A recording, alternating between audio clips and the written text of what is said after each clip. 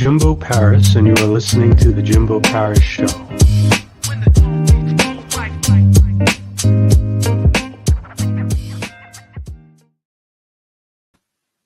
All right, how's it going, everyone? I'm Jimbo Paris. Welcome again to The Jimbo Paris Show.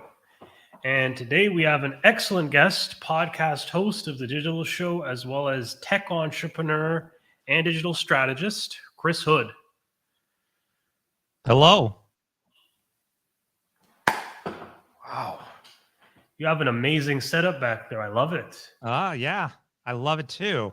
I spent a lot of time. I actually just bought this house a little while ago. And the first thing I said was, I'm going to build a studio in the house and set it all up, so I can do all of my podcasting from here.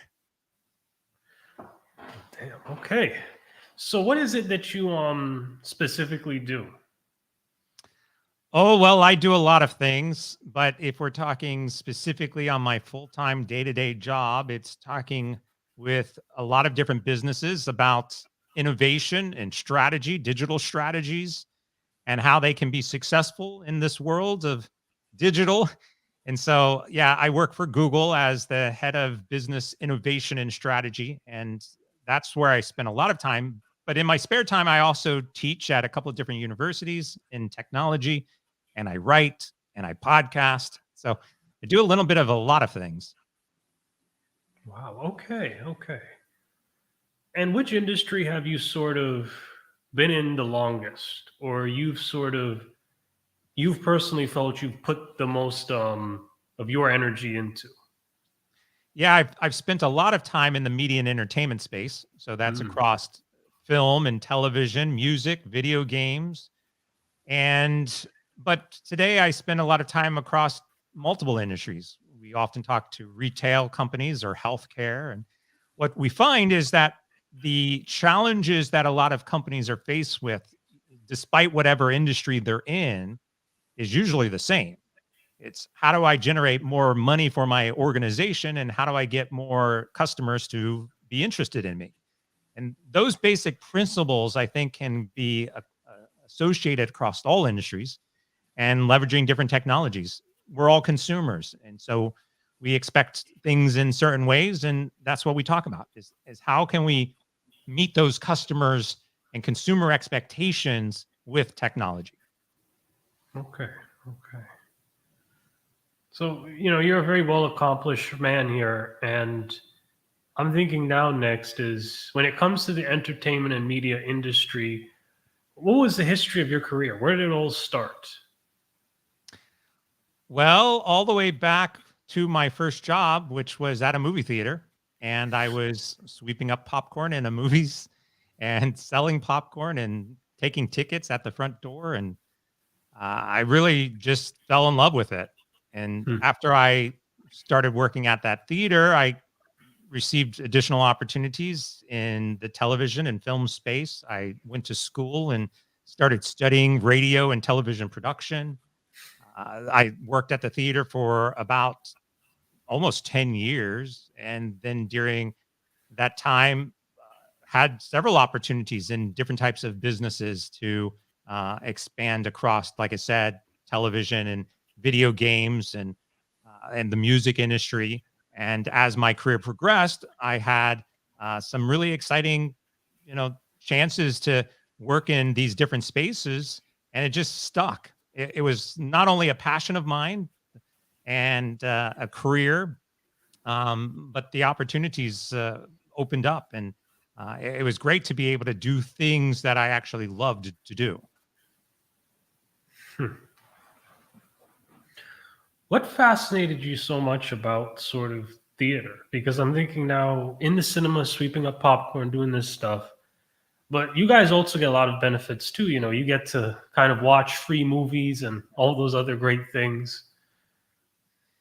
Yeah, well, that was what I first decided. I was sitting with my friend at the time, and we were in a fast food restaurant eating lunch or something, and we were going to go to the movies that night. And I remember at the time, the tickets for that movie were $4.25.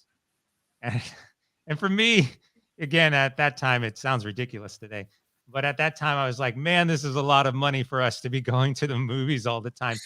If I got a job at the movie theater, hey, we could save all this money and we'd be able to go in and see movies for free. And so that's what I did. And so I got the job, and first thing I did was like the next week, my buddy and I went in to see some free movies. So yeah, I loved it. Okay. Okay. So, sort of before you were doing IT and all these other things, you were kind of doing radio production, TV work. Is that correct? Yeah, well, I was doing radio in my college. So I was on the college radio station and doing some of that work. I had an internship for anybody in the West Coast. I had an internship for a little while on Kiss FM with Okay. Rick Dees in the morning. And so that was fun. That also is partly what gravitated me today towards podcasting, because I can get into this deep voice and, and I loved talking in that kind of capacity. So I was doing that at a very early age, but the technology piece has followed me along my entire career as well. Actually, I was using computers even before I started working. When I was 16 years old, I had my first computer. And technology to me at that time was nothing more than a hobby. There were no really big jobs in tech, unless you were working at like NASA or the FBI or IRS or something like that, big giant mainframe computers. And so to me, it was simply like become successful in the movies, because computers was just a hobby, is something I did in my spare time. And as we all saw over the course of the 90s into the 2000s, as the internet blossomed, we became more aware that technology was going to become the mechanism for things like entertainment. And if we fast forward, we obviously see things like Netflix today and Spotify and ways of consuming music and video games and movies. Uh, but that entire transition over the course of the last 40 years, I've been a part of and I've followed. And I've been lucky, really, because I've had that technology background along with the passion for media and entertainment. Okay. Okay. So speaking of, your transition, the University of Phoenix, you made a transition to information technology. Can you kind of go more into what that is and that kind of accolade that you have? Yeah, well, as I was saying, I've been in technology and in the media space for quite some time. And as I was thinking that technology was really nothing more than a hobby, and I was going to focus my entire career on making movies or writing video games or something, I began to see that technology was rapidly becoming more of a way of life. And so I said, hey, I'm going to basically go back to school. I'm going to focus on a technology degree. I'm going to get you know, uh, a job that's focused in technology. And so it was really this point in time where I said, okay, let's stop working at the movie theater and let's start working in technology.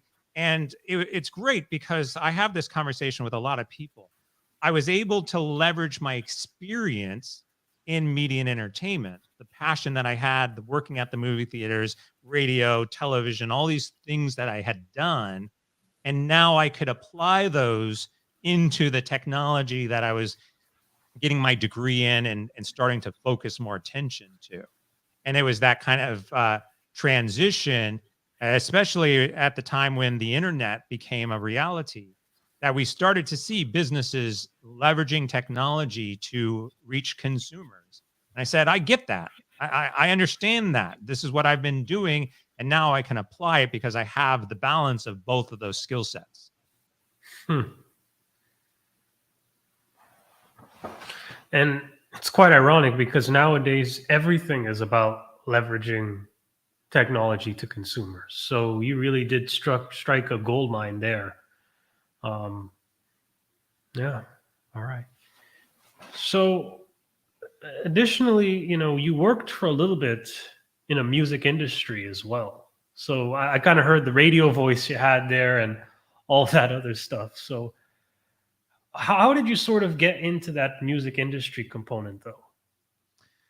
Well, at the time, I was working in uh, different capacities across the media and entertainment, and I had this technology background, and an opportunity was presented to me to work at a startup that was specifically designed to curb music piracy issues on college campuses. And so I had an opportunity again, as I said, different things have popped up over the years, and I went with it. I was like, sure, this sounds interesting and new and different. And what it really became was the first insights into what the cloud is today and how we share music and how we access music today digitally. And this service was the first of its kind. It was all about how do I access, create playlists, share music that I'm passionate about with other people. And so, yeah, I took the risk. I went to the startup. The startup was called Ruckus at the time, and then it got acquired and was very successful. And it was the foundation for all of the various music services we see today.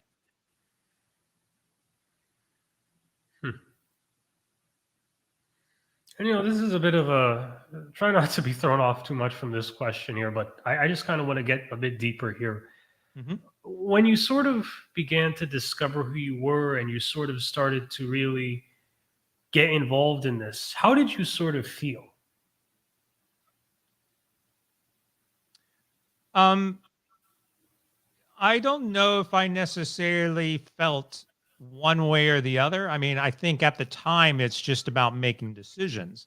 I think these are things we all go through. If you were presented with a new job tomorrow, today, you would reflect on it mostly. I'm sure there's people out there who would be like, oh, if I got a different job offer, I would take it right now because I hate my job, or no, it depends. Like, how much are they going to pay? And there's various reasons why we all transition between different jobs and take different career paths, make different decisions. That's not just professionally. This is real life too. I want to go do this. I want to go do that and make the decision. We reflect on it. And oftentimes we don't see it in the moment when we're there. Hindsight, we can reflect back on it and say, wow, that was a stupid decision. Or wow, that was a brilliant decision. Well, it wasn't a brilliant or stupid decision in the moment. I was just using the information in front of me and trying to make a decision. All the way back to like the movie theater. I was going to go to the movies that night. It was $4.25 for a ticket. And I was like, this is too expensive. I should get a job at the movie theater so I can get in to see movies for free. That was what the decision was at the time. If I look back now at making that decision to work at the movie theater, absolutely, I would do it 100 times. But there's definitely been roles that I've taken and opportunities and events in my life that I've reflected on and said, maybe I shouldn't have done that, or maybe I should have did it a different way. That's life. And I think for me in this transition between media and entertainment, I never looked at it as like, I'm going to like, I'm a doctor and now I've decided that I want to go be a lifeguard, or something like that.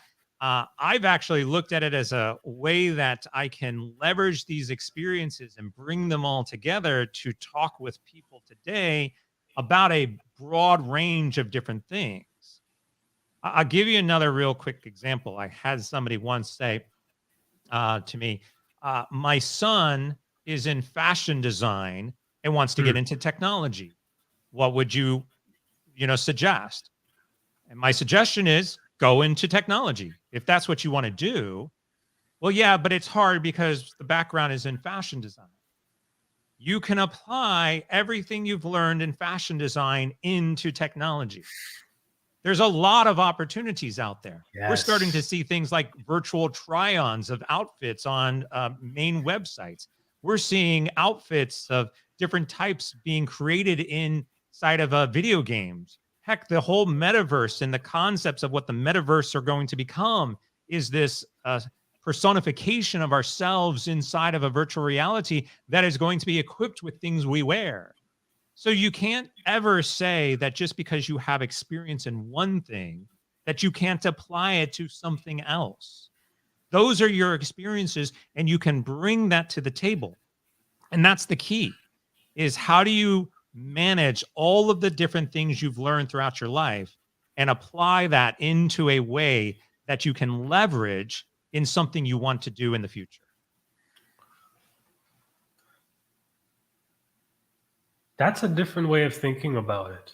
Because, a lot of times when people have goals in life, they focus necessarily on more so pursuing those goals, but not really using the tools that they've harbored to kind of go into that industry. So you really, really are hitting at some points here that even I, don't even know. So again, these are some big gems here you're throwing out.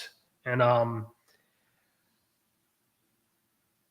speaking of that, you already gave an amazing piece of advice, sir. If that's the piece of advice that you would say to this answer, okay. But if you were to kind of mentor someone or give someone advice on how to sort of do what they need to do, would that be the first thing you say to them, to sort of leverage their skills to work in what they need to do? Sure. But let's look at it from a different way. Okay. If you have a goal, there could be any number of different types of goals. For example, I want to write a book. That might be a goal for you. Or I want to start a podcast. That might be a goal for you. Or I want to get into a new career. That might be a goal for you. Well, in all those situations, even podcasting, you should start with, what do you know? Create a podcast about something you're passionate about and something you know. Like, I'm never going to create a podcast on, say, how to be a neuroscience or scientist or an atomic physicist or something. Like, I don't know that stuff. So I'm not going to create a book or a podcast on that. But let's use something like even a job. What's the first thing we do when we want to apply to a job? We create a resume. What's the resume? The resume is the last several things that I've done. And so many people focus on, my resume doesn't have the things in it that align to what I want to do, as opposed to trying to look at all of the things you've done and how those things you've done apply to what you want to do. It's a subtle shift, but the resume is never just a bunch of stuff on a piece of paper to convince somebody that you're the right candidate. It's a story of your life. And that story can paint a picture of how and what experience you can bring to that company. And sometimes it's as simple as, I've got great communication skills because I have a podcast. Or, hey, I've got fashion design experience, so I would love to apply those in the metaverse. That's what you have to look at, is how do you leverage all of the things that you have done to do what you want to do? And not as here's something new I want to do, and just ignore your entire history. Like, that doesn't make sense.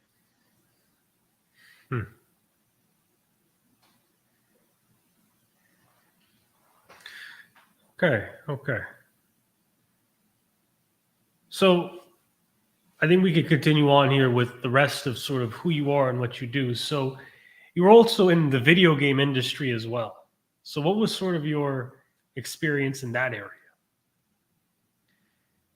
Yeah, well, I've been in video games for a while. Same thing. I've had a passion of video games. I played video games. I played video games when I was a kid and growing up, obviously, getting different types of systems. And video games were always a passion of mine. And I've been in a lot of different organizations throughout the video game space. I was presented with an opportunity, new opportunity to start a video game company. And I went with that and helped start, a company specifically to make video games. And So yeah, I've been in and out of that space. Same thing, same concept, same principles here. It was a passion of mine. It was a new opportunity. I took the chance and I ran with it.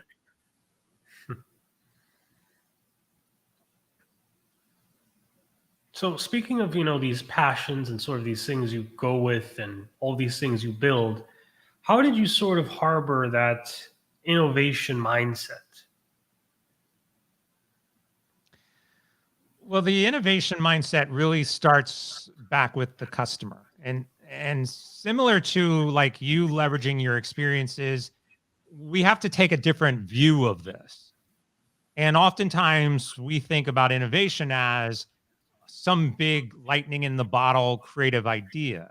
And really all innovation is around solving problems for people.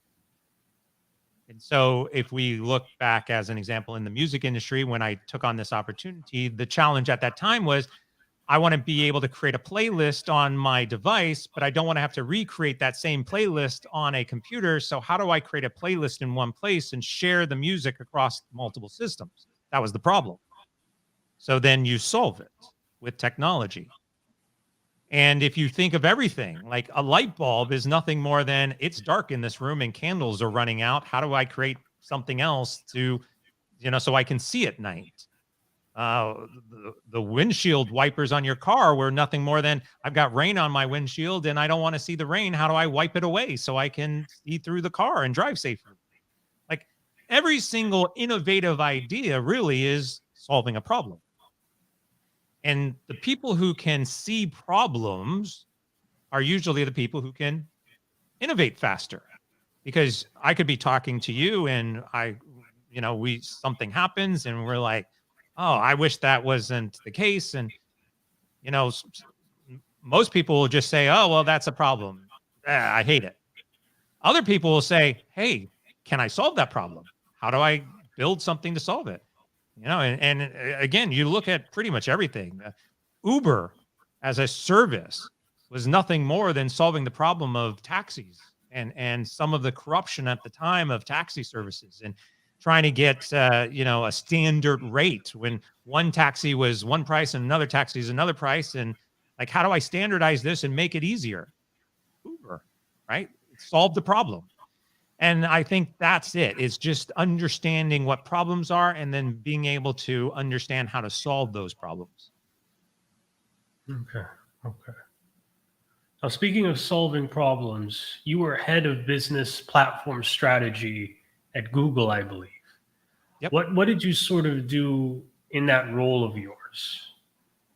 Well, I bring everything together now at Google. It's all of my experience in media and entertainment, all of my experience with innovation, like we're talking about, this customer first perspective, building cultures, all of that comes to basically a head at Google. I apply everything I've learned over my career and help organizations and businesses see this. So how do you help a business be more innovative? How do you help a business find the right talent and build cultures so that they can be successful? So it's been great because I can take the principles and the lessons learned and the experience of my career and apply it into other organizations.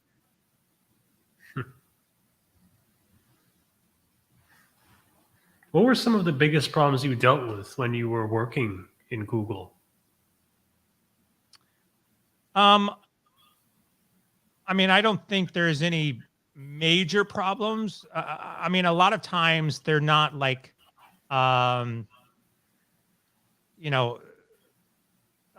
this is a challenge of us and we've got to fix it type of problem.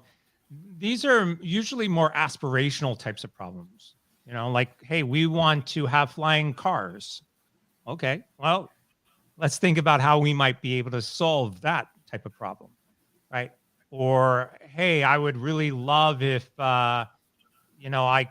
you can predict for me, what stocks to buy, leveraging something like artificial intelligence. Or if I'm doing a Google search and I'm looking for a specific movie with a specific actor or something, I want Google to basically know what I'm thinking about before I put it in the system, because I don't remember what the actor's name is, right? These types of problems that we see from a consumer perspective on a regular day basis, that's more what we're looking at, right? Like, how do we make experiences for consumers more interesting and compelling, and help them get to the data or information or thing that they want to get to faster?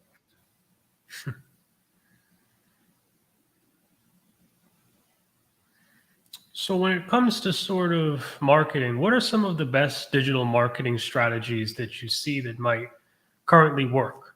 For example, with your podcast. Yeah, I mean, I think marketing in general is really just about same thing, is getting the right message out and meeting the customers in the ways that they want to be met. And for some, that's on social media. For some, it's on a podcast. For some, it's YouTube and video format. Um, we all want to engage with brands that we align to and that we're interested in, and then it's really just about building that relationship. Really, that's what marketing is build the relationship and bring people together in the platforms or the services that they want to connect with you on. Okay.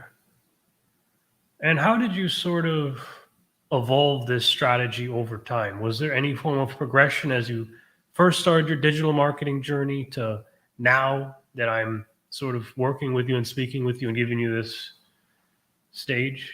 No, I mean, again, I think it's just about trial and error and experience. And over the years, you try different things, you see what works, and then you apply that into new marketing mechanisms. Hmm. So what is sort of the future of digital media in sort of these coming years? I, if I knew that, I would be rich. Yeah, I mean, I think the basic principles still apply, which is, we have consumers. You and I are a consumer.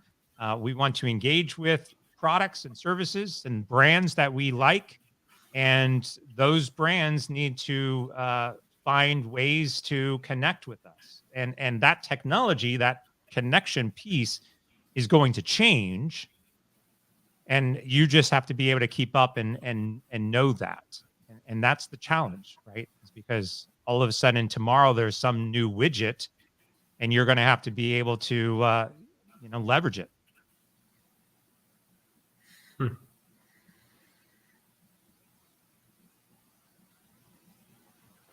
I don't know. So I'm going to be real with you. That actually shocked me quite a bit because I was thinking here that you would sort of have a bit more of a more of a direct answer on that. But The again, that's reality is no one knows. You want the blunt answer. No one knows. We talk about like the metaverse, and you'll have a lot of people saying, "Oh, the metaverse is going to be the next big thing." They don't know that. No one knows that. If we did, we'd be rich, right? The challenge is not knowing what's going to be next. The challenge is being able to be agile or nimble enough that whatever is next, you can adapt to. And so we can predict a lot of things. I can predict that one day there will be flying cars. It's a prediction. And if that happens, then I can say, see, I was right. I can predict that one day we'll have eyeglasses that will show us Netflix. Sure, maybe. One day we'll have teleporters. One day we'll have spaceships with humans on them, in different ways, like Star Trek. Sure, I can sit here and predict a lot of things. That's what science fiction is all about, is the prediction of different types of technologies. Whether or not they're going to come true, or at what point in time they do, or how fast they will, or if they will even happen, or if some other type of technology will leapfrog over this, we don't know. So we have to be agile and be able to adapt as they do change. Okay. And sort of who are your major career influences? I've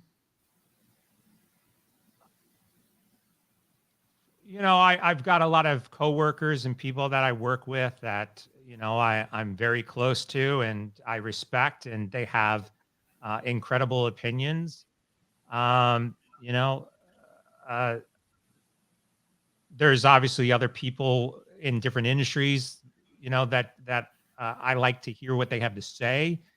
Um, but I don't think that there's any right or wrong answer in there, or any one person that comes to mind. I just like surrounding myself with people, and learning from them. Hmm. Okay. Okay.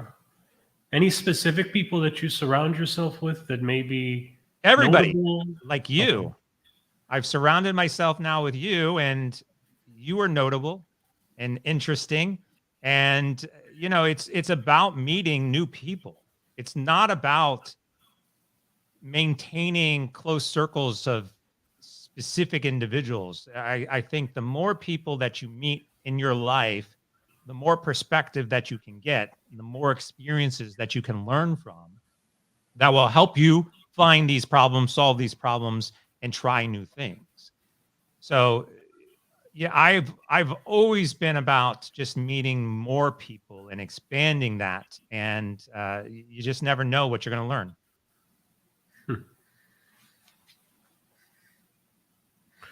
So when it comes to people that you work with, have you ever taught people? Have you ever mentored people? Has anyone ever asked for your Oh, guidance? sure, yeah. I mean, all the time, and I'm happy to talk with people, and I'm happy to support people, with whatever they need. Hmm. So when it comes to digital media, do you have any advice that you would give to anyone revolving around that? The same thing, just research, talk to people, learn, research, read, listen, and learn. I mean, really, that's what it boils down to: is just get different opinions and perspectives. Hmm. All right. Well, when we're looking at sort of startups, what do you think are kind of the biggest, most notable trends that you've noticed?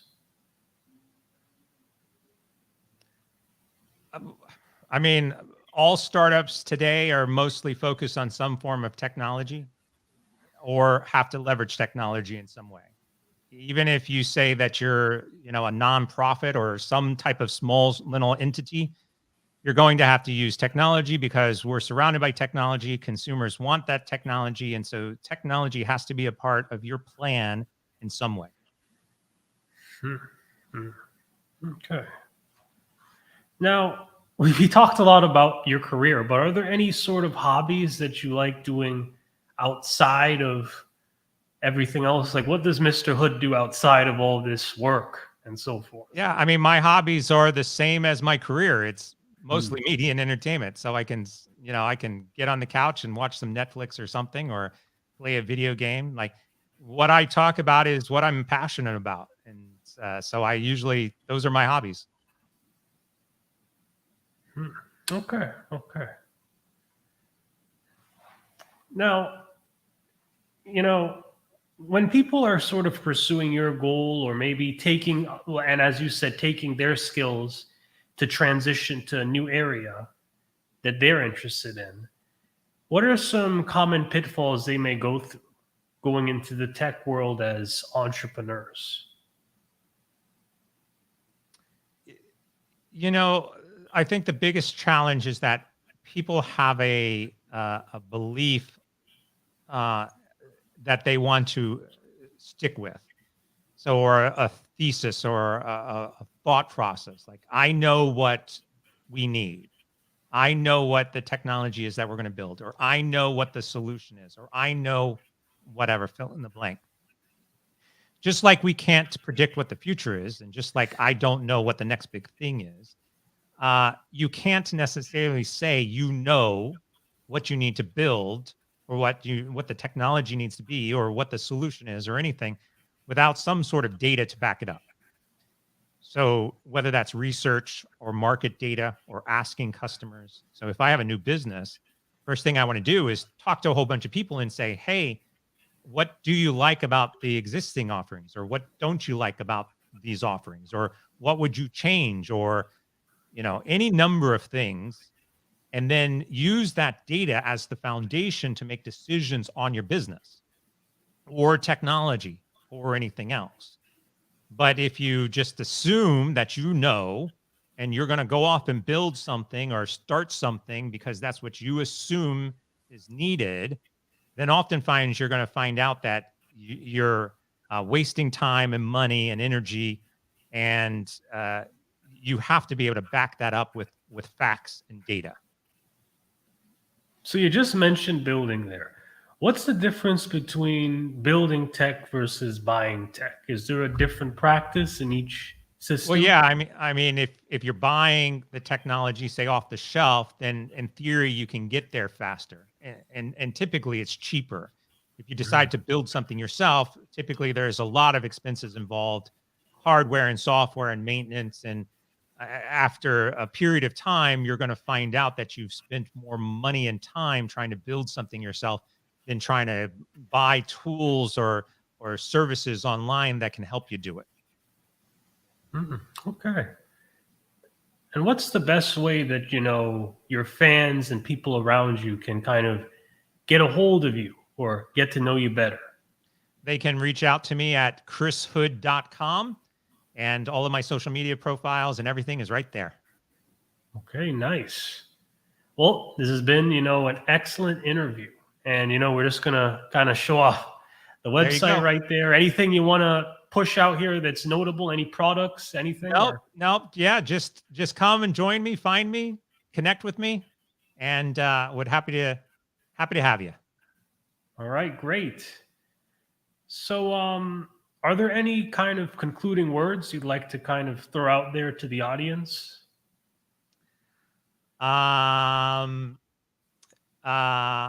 Be curious. Yeah, there we go. Be curious. I think that's a good one. Okay. Be curious. Nice. All right. So just to kind of finish this off here, people, I'm just going to give you a few shout outs.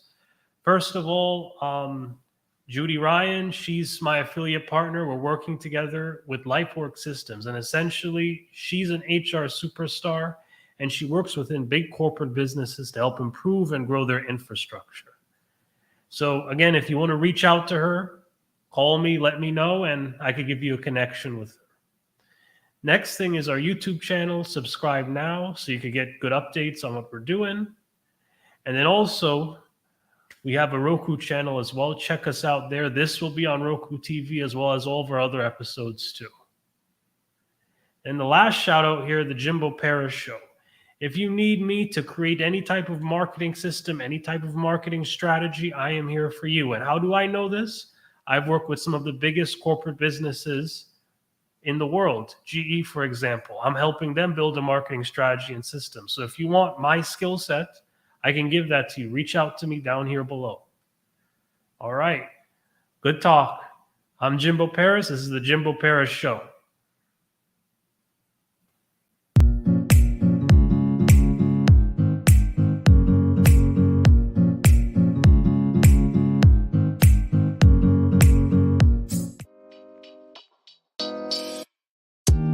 Thank you for listening to the Jimbo Paris Show.